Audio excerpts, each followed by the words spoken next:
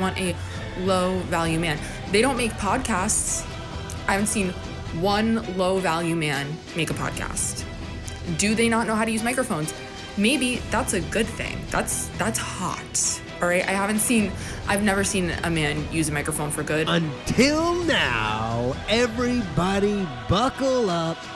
It's low-value male time with your host, Danny Polishchuk. This guest, he is an associate professor of energy geophysics at SUNY Binghamton, and he's worked in Ukraine as part of a U.S. demining research team based out of a U.S. research university in New York. He's working in the context of this conflict since 2015. He has multiple publications on the topic of hybrid and asymmetrical warfare, Ukraine in particular. His name is Alex Nikulin, and we're going to call him up, see if we can get a hold of him. All right.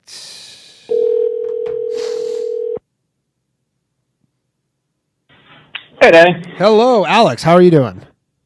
I'm doing great. Okay, thank you for calling into Low Value Mail. I appreciate you calling in. Did I get your last name correct? Nikulin? Is that right? Yeah, you're good. Actually, people pronounce it differently. Okay. Well, I have a little. My family is Russian, so I have a little experience with this stuff. As you can probably tell, I have family on kind of on both sides of the line there. Yeah. Okay, so I put out earlier today on Twitter because this is obviously the thing that's on everybody's minds, and I don't really pretend like I really know what I'm talking about. I asked my dad and stuff. Maybe I'll have my dad come in because my dad both of my family's from Ukraine, but they're Russian. They're like the Russian Ukrainians essentially. But they haven't been there in like 40 years or whatever the fuck. They've been pretty disconnected besides the news. But so I'll ask you. So you have been, I saw you sent me a link to one of your papers that you sent me, and it's like basically about like missiles, like anti-tank missiles or some shit. Tell us what you do here. Tell us what you do. Sure, yeah. So we basically work on demining research. So, when the conflict first broke out in 2014, there was a sense that, it might actually end. And when conflicts end, the work of demining begins, and that's what we were doing there. We're basically preparing for that. And I think that we knew pretty early on that, unfortunately, this conflict was not only was it not ending, it was actually not being frozen like some of the other conflicts out there. Like, a great example of a frozen conflict is North and South Korea, right? They don't have a peace agreement between them, right? There's this heavily mined area in between them, the DMZ. So, when was the last time when was the last time you were there? I was there last time. I was actually supposed to be there in January, but that didn't happen because of everything kind of going on lately. But the last time I was there was in 2019 before COVID. Okay. So, but you said something interesting. You said something along the lines of, you're not an expert. And the funny thing is that all the talking heads you see on TV, right? Yeah. If you go 1 week back to last Wednesday, it was only a week ago, less than a week ago, about 90% of them said that this war was not going to happen. Yeah, almost all of them did.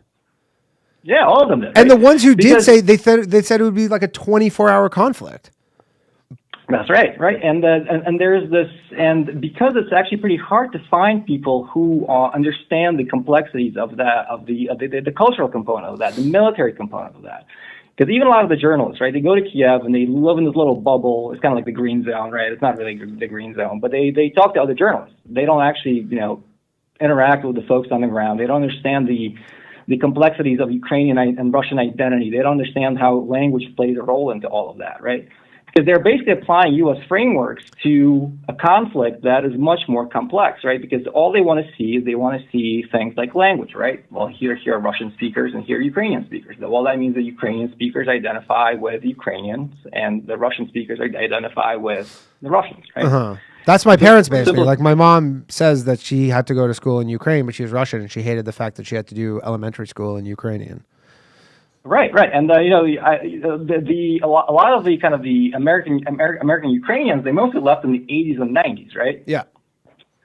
And if you think about it, 1980 is more removed from today than it is from 1945 in time. Right.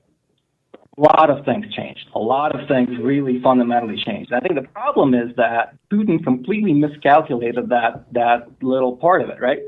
He thought that by going into these Russian-speaking cities like Kharkiv, like Kiev, because Kiev is a Russian-speaking city. Yeah, Kiev. Right? Kiev is a Russian-speaking city. It is, and it's the capital of Ukraine, but it's mostly Russian-speaking. That's the weird thing about it, right? Mm-hmm. There was an expectation, like you said, that Kiev was going to fall in 48 hours. Right, there's going to be no resistance. So if you look at the amount of troops that are engaged in Ukraine on the Russian side, the conservative estimate is about 150,000. If you inflate the numbers, about 200,000. Right. Okay. That sounds like a lot. 200,000 Russian troops is a lot. Ukraine is the largest country in Europe. It is 45 million in population. Yeah, it's big. It's the size that they keep saying on the news. It's the size of Texas. And it's bigger population than Canada. Yeah, and the invasion force was never meant to encounter any resistance. That's the problem. That's what they ran into. And so now, because I was talking about it earlier, I don't know if you caught it at the beginning, but because I was watching a bit of the State of the Union and he's talking about the sanctions. Do you think like Putin does not have contingencies for all these sanctions? Like, are these really just? I mean, I can't imagine. The population of Russia is super pumped about, I don't know what population, owns real estate and stocks and, but everybody has rubles. I can't imagine people are particularly happy about their money being worth half as much. Well, there's two things to consider, right? And that's exactly, I think there's two parts to the answer, right? So the first part is that's what the talking heads on TV were saying about a week ago, right? That there's absolutely nothing to gain for Russia if they do this, right? They will lose the oil exports. They will lose the contracts.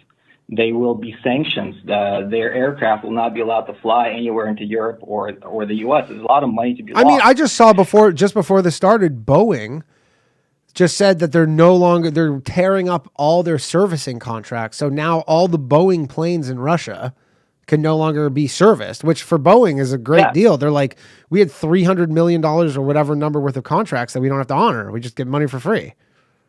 Good deal for Boeing. The problem is, and with planes, for them to be flyable, you essentially need to be servicing them like every couple of months. It's like Boeing planes, even ones that are services, are just falling out of the sky.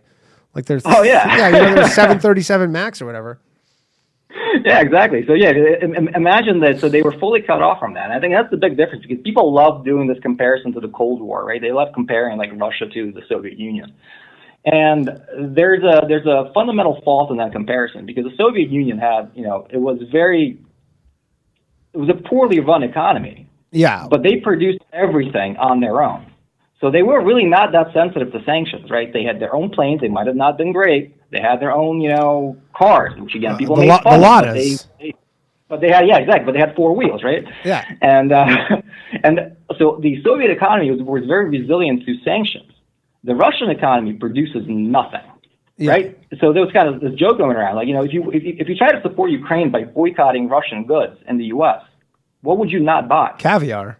I made a joke about it where I was like, I'm going to stop in support of Russia. I'm going to stop, in support of Ukraine, I'm going to stop eating caviar.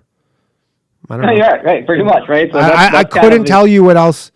Like I can't think of one other product.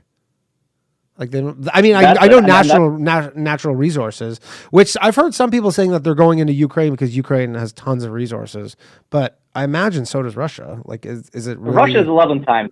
Right, people same way people misunderstand how big Ukraine is. People also misunderstand how huge Russia is. Yeah. Russia is 11 times, right?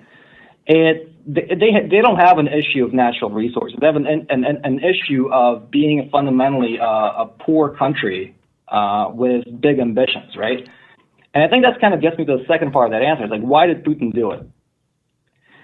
And I think the answer, which is my theory, which I think was a little bit fringe before, but I think now people are more accepting of it, is that, he essentially lost his mind in a very clinical sense, right?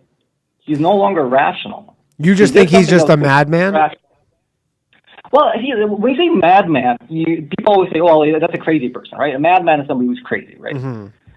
And I think the answer is a little more complex, right? I think that he is insane in a criminal sense, where he can remain completely rational,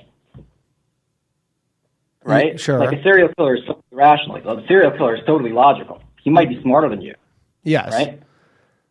But so how do you think that the nukes right, they're serial killers, right? Do you think like the nukes are really in play? Well, again, I think a week ago nobody thought that there was going to be a massive tank-led invasion of Ukraine, right? Of course.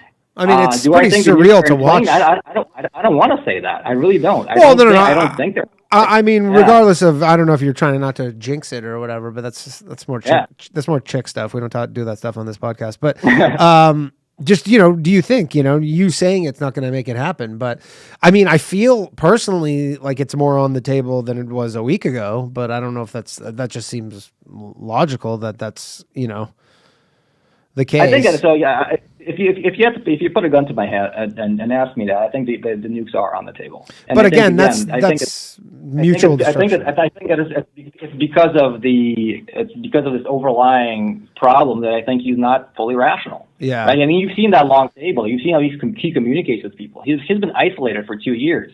He's terrified of COVID or whatever he's terrified of. Yeah. Right. And he's been in social isolation.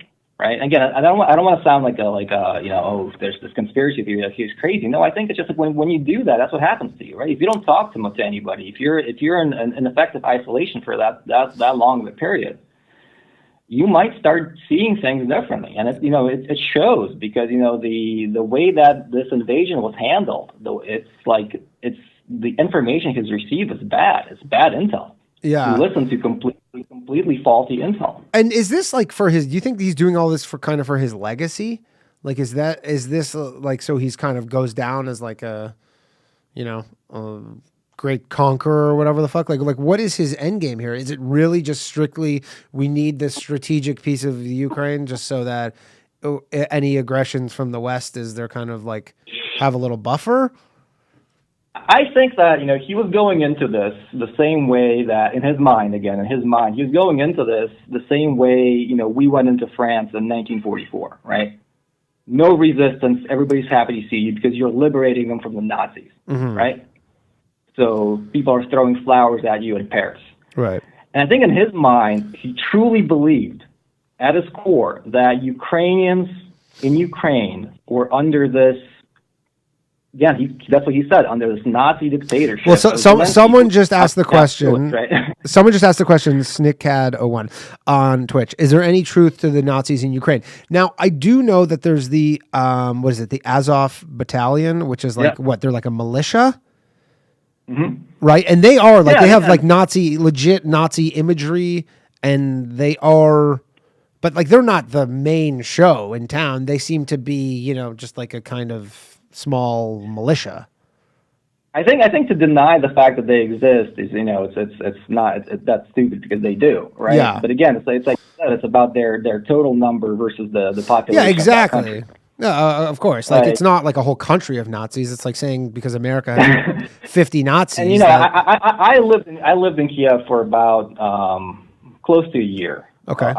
Basically, and it's a diverse city that has a diverse diaspora of very, very different people. There's a huge Jewish population, has a huge African population, right? Yeah.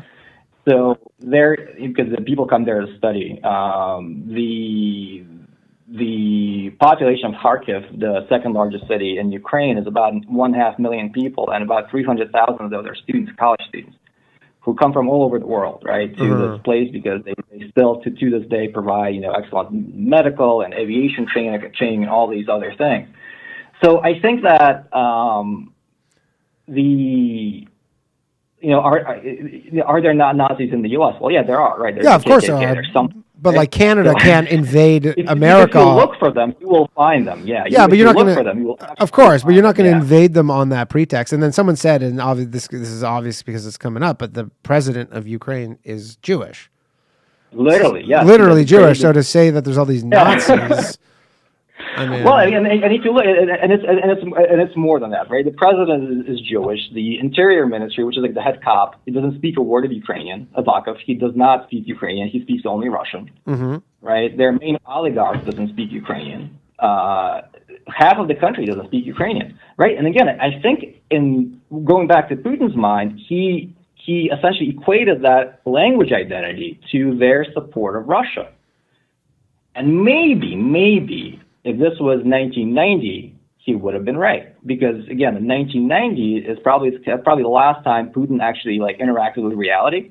Yeah. Right? That's before he got shielded from this reality by his guards and his planes and his, all of that. But time goes, right? And people interact, and they change their allegiances, if you will, right? So if you look at all those videos on the internet right now, where the Ukrainians are protesting against the troop movements, where they're actually shooting at the Russians, they're mostly speaking Russians. Yeah. They're mostly speaking. You know what? One thing I couldn't get over, which I'm like, this must be just such a problem, but is that because they're all just wearing each other's uniforms? They're all like they're essentially impersonating one another, because that's obviously a good cover. And it's not like going into Vietnam, where it's pretty easy to separate the Americans from the Vietnamese. It doesn't matter what uniform they're wearing. I'm like, this seems like it's just another. Sure. So if you want an easy marker to look for, the Ukrainians, typically the Ukrainian military has yellow tape on their sleeves. The Russians will wear white tape. But why wouldn't you put the different color tape on your, just to kind of be like, I'm just, and then Oh, and it's done, and it has been done. So when they're trying to infiltrate, that's exactly how they do it, right? Because again, it's pretty easy to do that. That just seems like a nightmare, because they can all speak the same languages and.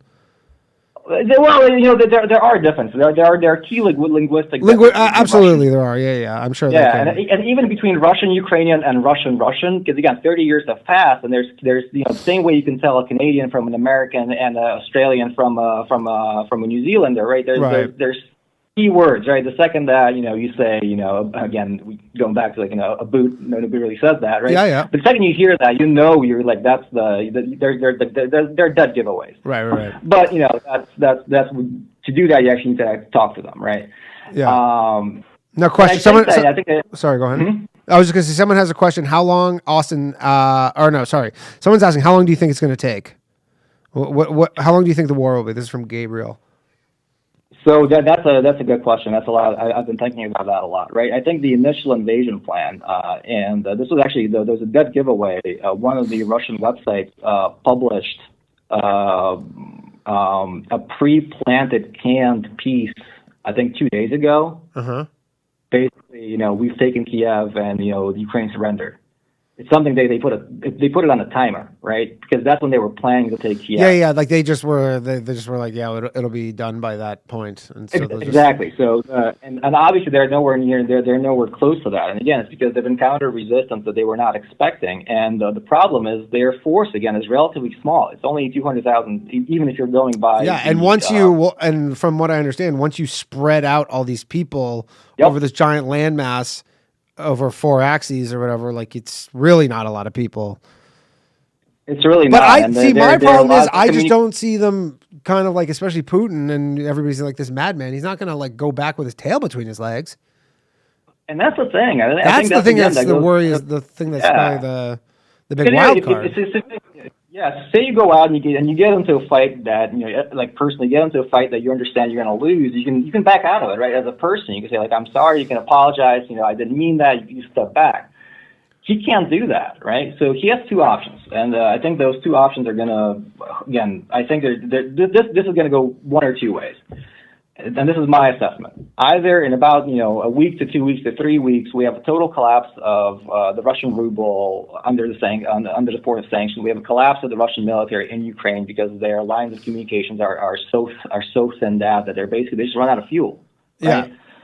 Yeah. And there's this giant fiasco, and the forces and Putin's regime essentially collapses under that, or he goes all in. Right, he goes all in. He declares a mobilization in Russia because, again, you need about 2 to 3 million people to actually. And what, he just does a draft? I guess they have lots of conscripts in Russia, right? They do, but they're again, speaking of low quality males, right? Those are the lowest value males, the ones who are just kind of like puttering around in the Russian army. Well, I mean, they're kids. They're like, it's like they're old kids, right? Yeah, they're like literally kids. They're mostly Yeah, they're mostly, they're tired. They're young. They don't know what they're doing there. They haven't been trained enough. And it's not like, I think that one of the biggest images that's being shattered is this like myth of this rebuilt, repurposed, retrained, and high morale Russian army. Yeah, I think that's the biggest thing that's crashing. And yeah, I know that there's the media right now wants to paint it very one-sided, right? They want to say that Russia is just losing.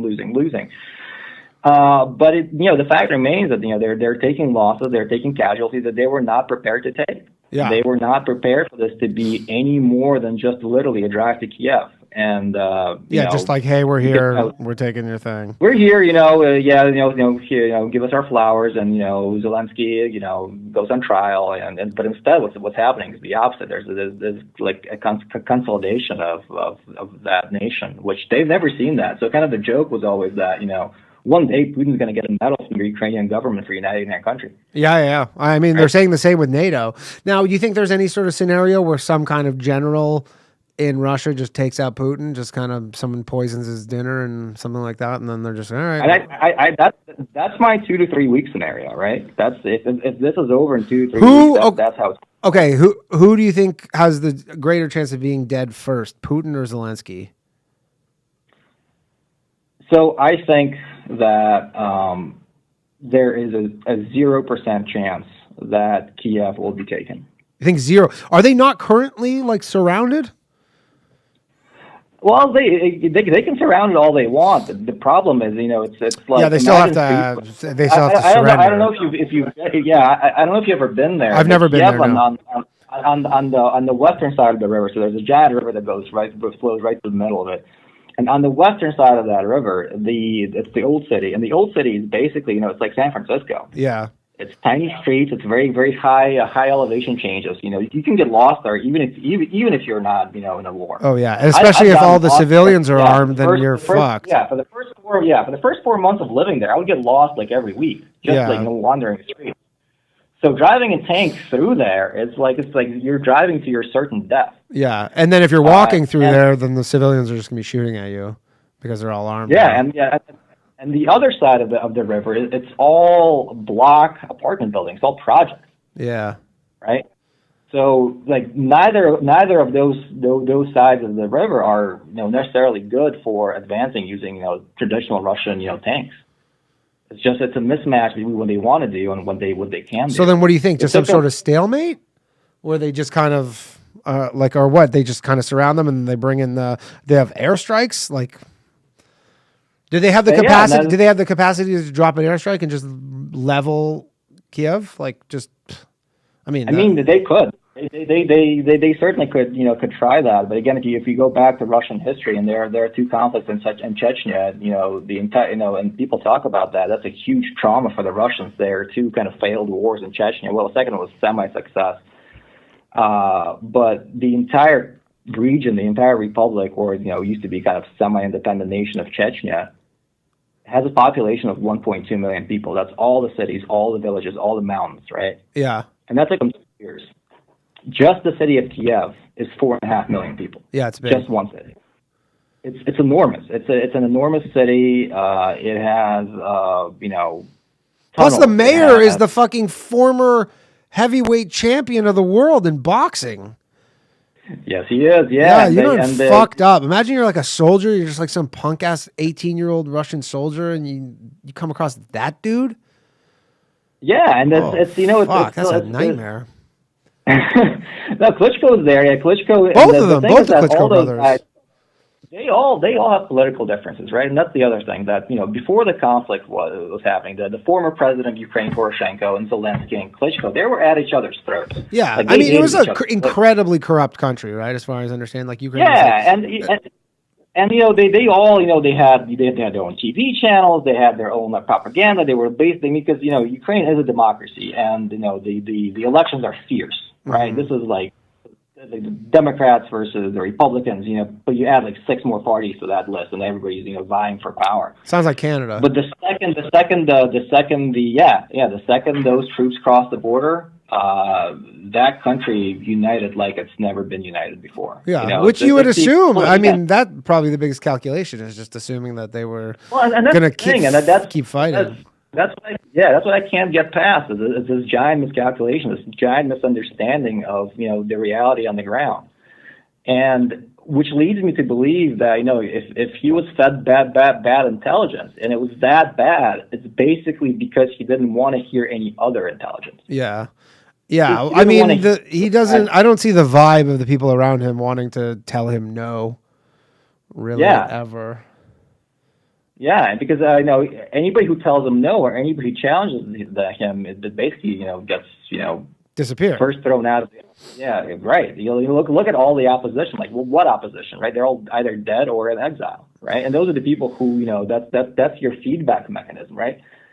Right, that's like if you're a politician, you need the opposition to basically constantly poke you to essentially kind of at least guide you into some sort of reality. And that miscalculation, it's just it's. Do you think any possibility of like some sort of revolution in Russia, where the people just kind of?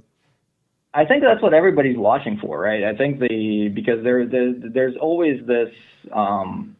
With the sanctions, right? Like there's always this narrative. Oh, we want to hurt the oligarchs, we want to hurt his inner circle, but we don't want to really hurt the people, right? Mm-hmm.